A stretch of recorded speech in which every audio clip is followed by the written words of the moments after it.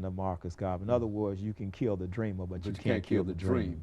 So the dream of Garvey was reincarnated on African soil in Kwame Nkrumah. And then when he got independence for Ghana in 1957, March of 1957, he actually adopted the flag that Garvey created, the red, black, and green.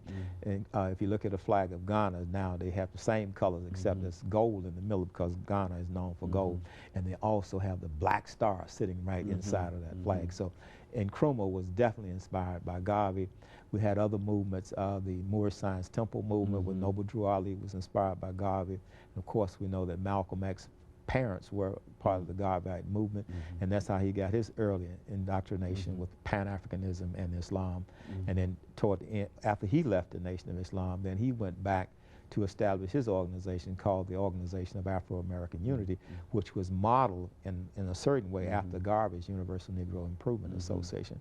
So that whole Pan-African dream, or you can talk about people like Stokely Carmichael, Kwame Ture, also from Trinidad, inspired by Marcus Garvey. So the children of Marcus Garvey are still very much alive. So there's a real legacy. Oh yeah, there's a legacy that you Garvey talk about created. now when you talk about.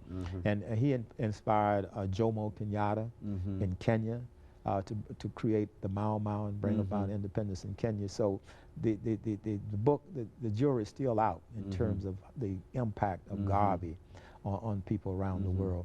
And then of course when Maulana Karenga creates Kwanzaa, you know, he adopts the colors of red, black, and green. You have the red, the green, and the black candles, and also the bandera, which is Swahili for flag.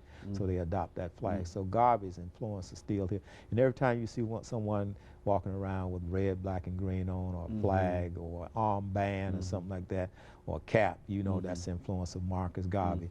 Marcus Garvey influenced Bob Marley with the Rastafarian movement. So he picked up the colors of Marcus. Of course, Bob Marley was also from Jamaica. He grew up in Trenchtown, but Garvey was a great influence on Bob Marley as well.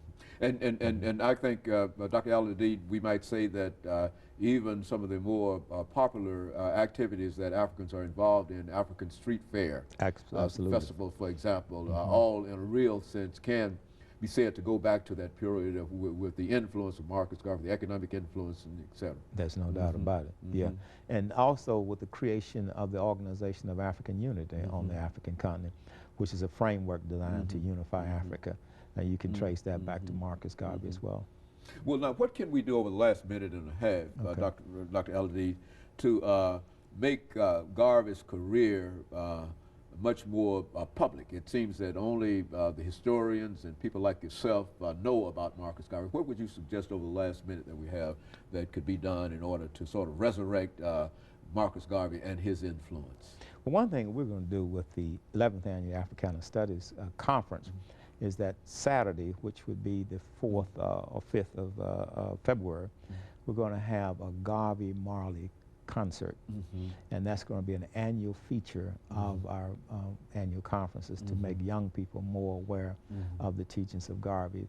I mean, I use Garvey's philosophy and opinion in my classes, and I constantly expose students to that. So in the small way in which I'm working, I'm trying to make Garvey's ideas effective. And then we need to have more conferences and meetings centered around Garvey's ideas. Because a lot of people think that Garvey was just talking about putting people on, African Americans or black people on ships and then taking them back to Africa. His plan was much larger than that. He was talking about creating the United States of Africa, and then where African people are, they can still relate back to the motherland, even though they might remain in the African diaspora physically, spiritually, and culturally. And of course, Dr. Al-Hadid, we're out of time again, as you generally know. And let me thank you for coming by and giving us that excellent information about Garvey and some of his activities. And let me encourage our audience to tune in again next week for another informative edition of Comments.